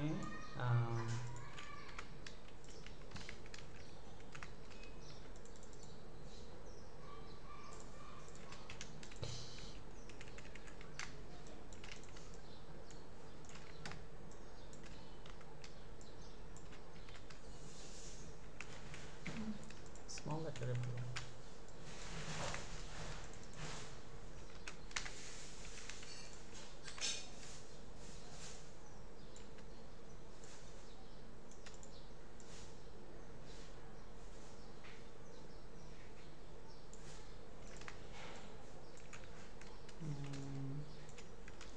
কিন্তু আলটিমেটলি কিন্তু এটা কিন্তু মার্ক না, গ্রিন আর পালস কিন্তু একসাথে মার্ক না। লোগো মার্ক কোনটা? এটা, বুঝতে পারছেন? সো ডিফাইন করা যায়, ডিফাইন করার জন্য আমরা মানে ম্যাক্সিমাম অপরচুনিটি খোঁজার চেষ্টা করব যে আসলে কোথায় যেতে পারে, কোথায় এক্সপ্লোর হতে পারে।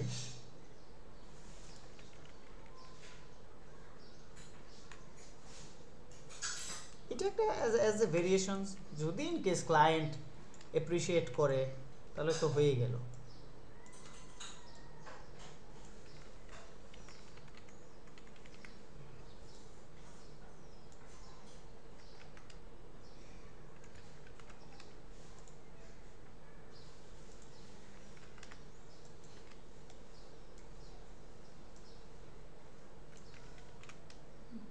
এটা ঠিক আছে।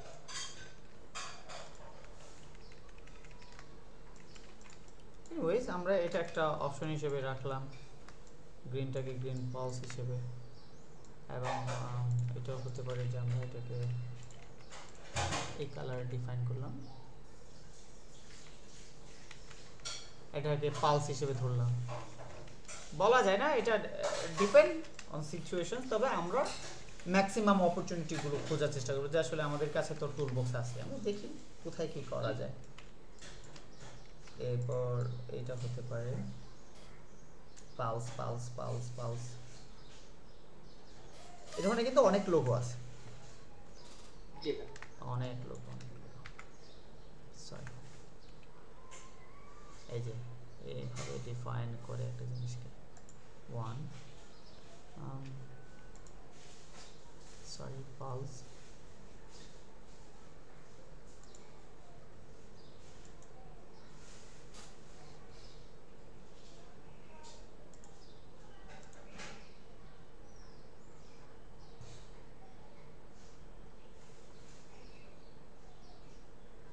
আকৃতির একটু বড় শেপে যদি যাওয়া যায়,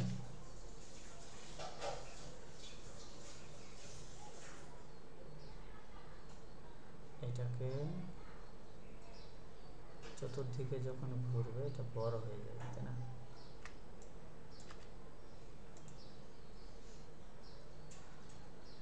না, এটা মিনিকন হয়ে যাচ্ছে, হবে না। এই জিওমেট্রিগুলো কেন? এই জিওমেট্রিগুলো হচ্ছে আসলে দেখা গেছে একটার সাথে একটা আপনার ক্রস ক্রস এভাবে এভাবে ক্রস লাগাইতে পারবেন।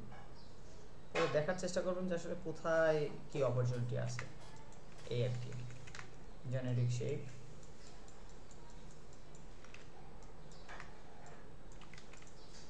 পালস, কোথাও পি আছে কিনা, অথবা কোথাও একটা শেপকে ডিফাইন করা যায় কিনা।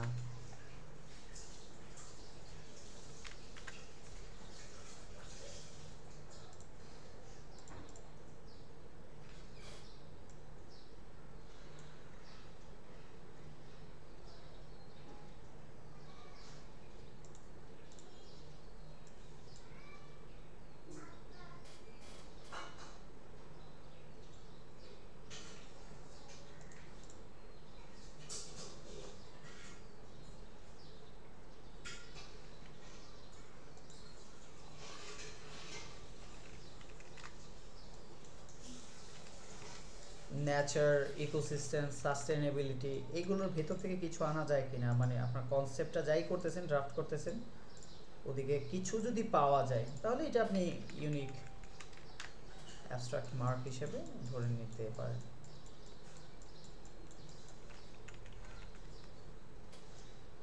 ভাইয়া গ্রুপে একটা লিংক শেয়ার করেছিলেন কন্ট্রা নামে। জি, কন্ট্রা একটা প্ল্যাটফর্ম, ফাইবারের মতো। আপনাদের সবাইকে কন্ট্রাতে সাইন আপ করা উচিত, করতে হবে। অ্যাজ এ ফ্রিল্যান্সার আপনি যা সার্ভিস দেওয়ার দরকার দিলেন, মানে আমি আজকে নিজেও আমার প্রোফাইলটাকে করলাম আর কি।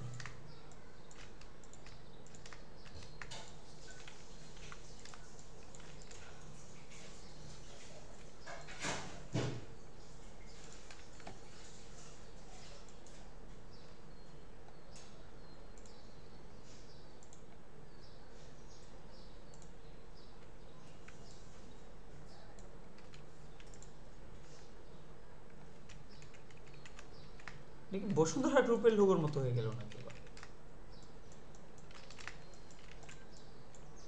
বিভিন্ন অপরচুনিটিস এক্সপ্লোর করবেন, এইভাবে ওভাবে যেভাবে হোক, যাই হয়। যদি পসিবল হয়, এইটা যদি পার্টিকুলারলি ইউনিক হয়ে যায়, তো দ্যাট ইজ অনেক বড় একটা অপরচুনিটি। কারণ এই প্রত্যেকটা জিনিস কিন্তু রেশিও গ্রিড মেনেই তৈরি, বুঝতে পারছেন? এখানে কোনো কাস্টম চেঞ্জ নাই, যেহেতু আমাদের অরিজিনাল গ্রিড আছে, সো এখানে কোনো ইস্যু নয়।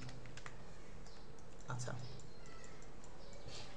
এনিওয়েজ আমরা আর বেশি গভীরে গেলাম না। এইটা হচ্ছে আপনার সম্ভবত বেসিক গ্রিডসগুলো। আমাদের অ্যাডভান্স আরও অনেক গ্রিডস আছে, সবগুলো দেখে দেখে নিয়ে কিছু বানাবেন, 10টা 20টা স্যাম্পল এখান থেকেও বানাবেন। তারপর যদি ইউজ করতে পারেন তাহলে ডেফিনেটলি হচ্ছে হাই চান্স। আর যদি নাও ইউজ করতে পারেন তাহলে কী হবে আমি বলি। আর যদি না ইউজ করতে পারেন, আচ্ছা ফার্স্ট আমাদের স্যাম্পলসগুলো কোথায়?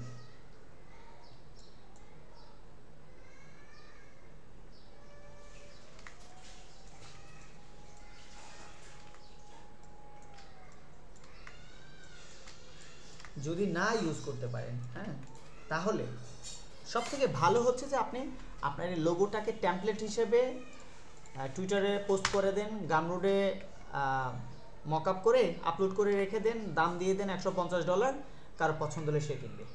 ওকে, এটা ভেক্টর ফাইল, এটার কমপ্লিটলি এরকম ফন্টস আছে, এ আছে, সে আছে, ইলাস্ট্রেশন আছে, সব কিছু আছে। আপনি $150 বা $100 পে করলে আপনি পুরো সোর্স ফাইলটা পেয়ে যাবেন। That's it.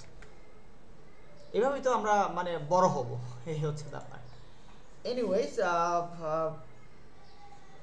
আরও কিছু টিউটোরিয়ালস দেখাবো না আমাদের গ্রিড সিস্টেমটা কিভাবে কি করতে হবে আস্তে আস্তে। আপনারা তবে আপনারা নিজেরা এটা এক্সপ্লোর করতে পারেন।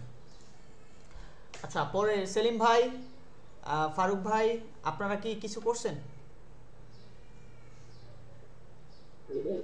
আমি শুরু করছিলাম। আচ্ছা সেলিম ভাই, আমি শুরু করছিলাম ভাই, ওই যে রমজানের জন্য আর কি কমপ্লিট করতে পারি নাই, মোটামুটি জিয়ারে করে রাখছিলাম। ও আচ্ছা, আপনি তো ব্যস্ত মানুষ, এই এখন তো রমজানের নামাজ। ইয়েতে বেশি ব্যস্ত হয়ে গেছে এখন। হ্যাঁ হ্যাঁ হ্যাঁ। আচ্ছা একটু চেষ্টা করেন, জি ভাইয়া। তাহলে আজকে আমরা অতটুকুই রাখি। হ্যাঁ জি এই ফারুক যে ভাই। আমাদের যে ডিজাইনগুলো করবো এগুলো তো সব দামি প্রজেক্ট তাই না? হ্যাঁ এই আমাদের মুহূর্তে তো, এই মুহূর্তে দামি প্রজেক্টই তো সব। হ্যাঁ, আমাদের এই প্রজেক্টের যে ডেসক্রিপশন গুলো থাকবে, ক্লায়েন্ট থেকে নেওয়া থাকবে, এগুলো সব আমরা চ্যাট জিপিটি থেকে নেবো। হ্যাঁ নিতে পারেন, চ্যাট জিপিটি বা কোয়েন থেকে নিয়েন। চ্যাট জিপিটি আমি রেকমেন্ড করি না, চ্যাট জিপিটি সবাই ইউজ করে তো, সো এটা মানে তাহলে তো হচ্ছে যে আমাদের যে কোশ্চেনারিজ গুলো ছিল ওইগুলোর অ্যান্সার ওইভাবেই আসবে। হ্যাঁ হ্যাঁ। তো একটু ট্রাই আউট করেন, কিছু ব্র্যান্ডিং বিল্ড করেন। এই যেমন রিজন ভাই একটা দেখাইছে, আমার খুব ভালো লাগছে ওনার ওয়ে অফ ডুইং থিংস, এটা ভালো। আপনারাও এইভাবে কিছু অর্গানাইজ করেন, হ্যাঁ একটু সময় নেন। তাহলে আজকের মতো আমরা এখানেই রাখি।